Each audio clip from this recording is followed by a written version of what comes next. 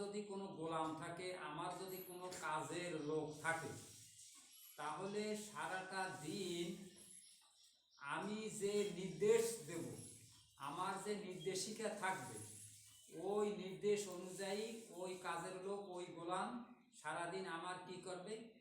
কাজ করবে, আমার শ্রম, আমার কাজের শ্রম দেবে। এরপরে সন্ধ্যাবেলায় যখন তার কাজ যখন শেষ হয়ে যাবে, তারপরে ওই কাজের লোক আমার কাছে এসে টাকা চাবে, আমি টাকা দিয়ে দেব। অথবা টাকা আমার কাছে চাক বা না চাক, তাকে আমি বাড়িও আগিয়ে দিয়ে আসবো। যদি না চায়, তারপর যেহেতু সে আমার কাজ করছে নির্দিষ্ট টাইমের ভিতর, আমার যে নির্দেশ ছিল সেই নির্দেশ পালন করছে, করে সঠিকভাবে সে কাজ করছে, করার কারণে সে পাওনাদার হয়ে গেছে। আমার কাছে টাকা চাক বা না চাক, সে পাওনাদার হয়ে গেছে, আমি তাকে দিয়ে দেব। ঠিক তদ্রূপ দুনিয়ার সাথে মেসেল দিয়া বুঝতে হবে। ঠিক তদ্রূপ আল্লাহ রাব্বুল আলামিনের হচ্ছে আমরা অনুরূপ একজন গোলাম, চাকর বা কাজের মানুষের মতো। কাজের মানুষ তো বলা যায় না, গোলাম। আল্লাহ রাব্বুল আলামিন ও আমাদেরকে ঠিক তদ্রূপ নির্দেশিকা দিয়া পৃথিবীতে পাঠাইয়া দেশে। আইন বিধান, কোরআন হাদিস, সংবিধান দিয়া আল্লাহ রাব্বুল আলামিন, গাইডলাইন দিয়া আল্লাহ রাব্বুল আলামিন আমাদেরকেও দুনিয়াতে পাঠাইয়া দেশে। আল্লাহ রাব্বুল আলামিন যে গাইডলাইন দিয়া, যে নির্দেশিকা দিয়ে আল্লাহ রাব্বুল আলামিন আমাদেরকে পাঠাইয়া দেশেন, আমরা যখন সারাটা দিন ঠিক তদ্রূপভাবে তার হুকুমকে আমরা পালন করব, পালন করতে তালে থাকবো।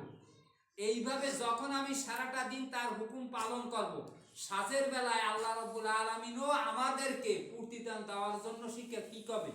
ব্যস্ত থাকবে। আমাদের চাওয়ার প্রয়োজন হবে না। আমরা চাই বা না চাই, আল্লাহ রাব্বুল আলামিন আমাদেরকে সেই প্রতিদান দেবেন। কিন্তু কথা হলো যে আমি আব্দুর রহিমকে কাজে লইছি, খুব ভালো কাজের লোক, বোঝা গেছে। তাকে কাজে রাখার পরে সে 2 ঘন্টা কাজ করার পরে এক লোক মোবাইছে আইসে দোকানে দাঁড়িয়ে, এখন দেখে যে ভালো একটা বই চলতেছে, সে চিন্তা করতেছে আমি 2 মিনিট দেখিয়া এই সিরিয়ালটা দেখে তারপরে কাজে যাই। এরকম করতে করতে এমন মানে সে জায়গায় অবস্থান সৃষ্টি হয়েছে, এই যাই করতে করতে দেখা গেছে যে 2-4-5 ঘন্টা তার কাটিয়ে গেছে। এরপরে সে ব্যস্ত গেছে, আরে সর্বনাশ, আমি তো একজনের বদলা দিতেছি, আমি দেখি দিয়ে আমি টিভি, তার আমার কি অবস্থা হবে। সে ব্যস্ত চলে গেছে কাজে যাইয়া কাজ করতেছে, সন্ধ্যে গেছে, মালিক এসে দেয় কি যে একদিনই কি পরিমাণে কাজ একজন শ্রমিক করতে পারে সেটা মালিকের ধারণা আছে। সে বুঝতেছে যে সে 2 ঘন্টা বা 3 ঘন্টার কাজ করছে, এই পরিমাণে কাজ তার হয়েছে। আচ্ছা, এখন আমার প্রশ্ন আপনাদের কাছে, এখন এই মালিক কি তাকে পারিশ্রমিক ঠিক মতন দেবে? দেবে না। দেব তো নাই, বরং আর সে আর বলবে যে তোর আমার কাজের ভীষণ ক্ষতি করেছি, কারণ এই জায়গার এই কাজটা যদি আজকে সমাপ্ত না হয়, তাহলে কালকে আমার বদলা আরো ঠিক করা, এই জায়গায় মাটি কাটা বাবা, এই মনে করে একটা বাগান জুটতেছে, এই জায়গায় আমি ফসল লাগাবো, মাটি কাটাবো, অন্য চাষাবাদ করবো, অন্য কিছু করবো, তা তো তুই তো আমার ক্ষতি করবি। ঠিক মতন কাজ না করার কারণ কি করিস? আরো ক্ষতি করিস। তাহলে তাকে কি করবে আল্লাহ রাব্বুল আলামিন? তাকে পারিশ্রমিক তো দেবেই না, আরো বরং তার শাস্তিমূলক কাজ যদি কিছু না হয়, কয়েকটা খারাপ ভাষাও তারে হলে কি করবে? ব্যবহার করবে। ঠিক তদ্রূপ বুঝে নিতে হবে, আমরা হচ্ছি অনুরূপ আল্লাহর বান্দা, আল্লাহর গোলাম, এছাড়া আর কিছু না। আমাদের পরিচয় আল্লাহর কাছে হলো গোলাম। আল্লাহ রাব্বুল আলামিন যে সমস্ত বিধিবিধান, নীতিমালা, আইন কানুন, সংবিধান রচনা করে রাখছে, এই সমস্ত পালন করার দায়িত্ব হচ্ছে আমাদের। আমরা সেইভাবে সবকিছু যখন ঠিক মতন পালন করব, করলেই আল্লাহ রাব্বুল আলামিন আমাদেরকে জান্নাত দেবেন, পুরস্কার। আর যদি আমরা না করি, তাহলে আমাদেরকে কি করবেন? এই জায়গায় ঝিটকি দেবেন, সেটা দেবে হচ্ছে কি? জাহান্নাম। এই জন্য বুঝতে হবে আল্লাহর সাথে আমাদের সাথে সম্পর্ক কি। এই জন্য আমরা যেন সম্পর্ক কি ছিন্ন না করি। আমরা যে আল্লাহর গোলাম, এই সম্পর্ক ছিন্ন হবে যদি আমরা গোলামি না করি।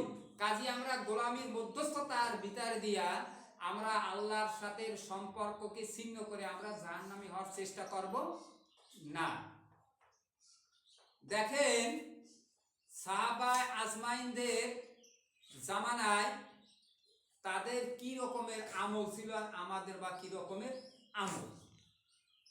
এক মহিলা আসিয়া হুজুর সাল্লাল্লাহু আলাইহি সাল্লামকে বলতেছেন, ইয়া রাসূলুল্লাহ, আমার বিবাহের বয়স গড়াইয়া যাচ্ছে, এখন পর্যন্ত আমার বিবাহ হয় না, কাজেই আপনি আমার ব্যাপারে একটা বিবাহর ব্যবস্থা করেন।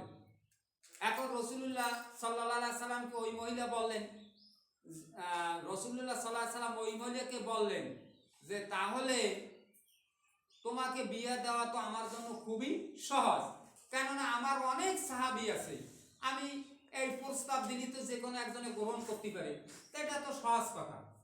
এখন ওই মহিলা বলতেছে যে ইয়া রাসূলুল্লাহ, কিন্তু আমার যে কয়েকটা কন্ডিশন আছে, এই কন্ডিশন যে পুরুষে পূরণ করতে পারবে আমি তার সাথে বিবাহে আবদ্ধ হব। আর রাসূলুল্লাহ সাল্লাল্লাহু আলাইহি সাল্লাম বলতেছে যে তা কি তোমার কন্ডিশন কি তুমি বলো। এখন রাসূল সাল্লাল্লাহু আলাইহি সাল্লাম কে বলতেছেন ওই মহিলা যে ইয়া রাসূলুল্লাহ, আমার কন্ডিশন হচ্ছে যে এমন একজন আল্লাহর বান্দা হবে যে সে রমজান মাসের 1 মাস ফরজ রোজা আদায় করার পরে আর যে 11 মাস, এই 11 মাসও সে কি রোজাদার হবে। এ বড় বড় কঠিন কন্ডিশন না? এই হলো একটা কন্ডিশন। আর একটা কন্ডিশন কি? আর একটা কন্ডিশন হচ্ছে যে সেই বান্দা সারা রাত্র ফরজ নামাজের পরেও কি সারা রাত্র সে নফল নামাজ আদায় করবে, অথবা কোরআন শরীফ তেলাওয়াত করবে। এটা কঠিন কন্ডিশন। এখন রাসূলুল্লাহ সাল্লাল্লাহু আলাইহি সাল্লাম হাসিতেছেন যে মহিলা কয় কি, সারা দিন যদি রোজা রাখে আর সারা রাত যদি নামাজ পড়ে তাহলে তো অন্যান্য সে কাজ করবে করবে, এরপরে সে তো স্বামী স্ত্রীর সাথে মেলামেশা চলাফেরা এটা বা সে করবে কর্ম। এখন হুজুর সাল্লাল্লাহু আলাইহি সাল্লাম একটু চিন্তিত হলেন, বললেন যে তাহলে তো তুমি যে কন্ডিশনটা লাগাইছো বিষয়টা তো একটু জটিল, তারপরে আমি ভাবিয়ে দেখি, আমি আমার সাহাবীদের ভিতরে আমি এটা প্রকাশ করে দেখি কি অবস্থা দাঁড়ায়। এরপরে রাসূলুল্লাহ সাল্লাল্লাহু আলাইহি সাল্লাম সাহাবীদের ভিতরে এই প্রস্তাবটা দিলেন যে তোমাদের মধ্যে কি কেউ এই রকমের আছে এই কন্ডিশন সহ কি বিবাহ করিতে পারো এই মহিলাকে। তখন সাহাবীদের ভিতর থেকে একজন সাহাবী বললেন যে ইয়া রাসূলুল্লাহ সাল্লাল্লাহু আলাইহি সাল্লাম, কি আমি এই কন্ডিশন পালন করে আমি এই রমণীকে বিবাহ করতে পারি, এই ওয়াদা ইয়া রাসূলুল্লাহ আমি আপনার কাছে দিলাম। আর রাসূলুল্লাহ সাল্লাম খুশি হয়ে গেলেন। তখন রাসূলুল্লাহ সাল্লাল্লাহু আলাইহি সাল্লাম সাথে ওই মহিলার বিবাহ দেওয়া হলো।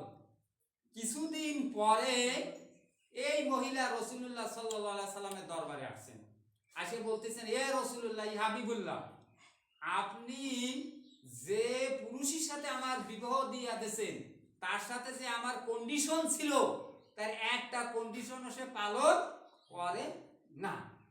সে সারা দিন রোজাও রাখে না আর সারা রাত নামাজও পড়ে না। এইবার রাসূলুল্লাহ সাল্লাল্লাহু আলাইহি সাল্লাম বলতেছেন যে তাহলে তো কি হবে, তাহলে তো এটার মীমাংসা যদি আমার করতে হয়, সালিশি যদি আমার করতে হয়, তাহলে তো ওই পুরুষ লাগবে। তার সামনাসামনি না আনে তো তোমার এর কোনো জবাব আমি দিতে পারতেছি না। এইবার তলব করছে সেই পুরুষকে, তলব করার পরে বলছে যে কি তুমি যে কন্ডিশন নিয়া যে এই মহিলাকে বিবাহ করলা, তুমি বলে তার একটা কন্ডিশন পালন করো না। এইবার ওই সাহাবী হাসি দিয়ে বলতেছে, ইয়া রাসূলুল্লাহ, আমি সব কটা কন্ডিশন পালন করি, এখন আমার স্ত্রী যদি তা না দেখে তাহলে আমার তো করার কিছু নেই। আমি সারা রাতও নামাজ পড়ি আর সারা দিন সারা বছর আমি কি করি, ওই 11 মাসও রোজা রাখি, ফরজ রোজা বাদে।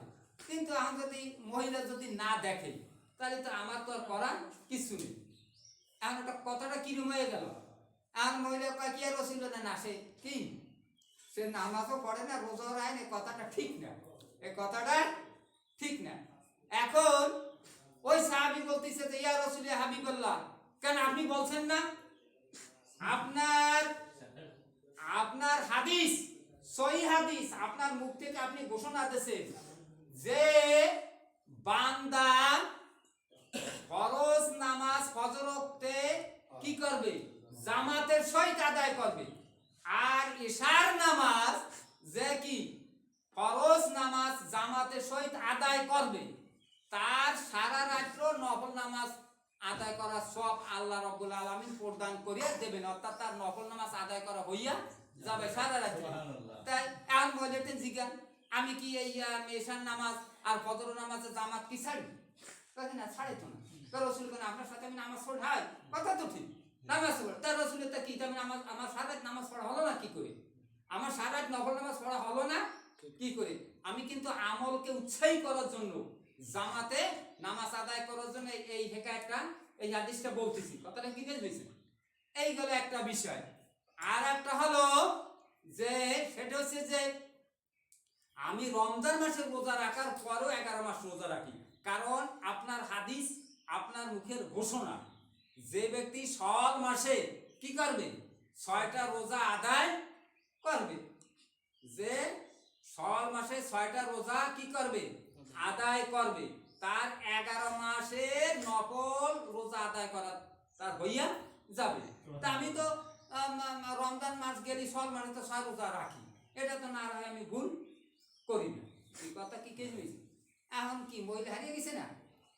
মহিলা হারিয়ে গেছে, আর পুরুষের কি কথা ঠিক ঠিক রল।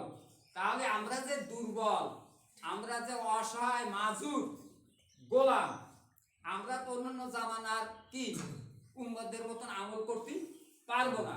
কিন্তু আমরা এই যে কায়দা কারণ আছে আমলের ভিতরে, যে অল্পতে অনেক কিছু হয়ে যায়, এগুলো করার আমরা চেষ্টা করবো। কিন্তু তকদির যার না থাকে, যতই আমি বলি তকদির যার তাকদির যার না থাকে, তার কি হবে?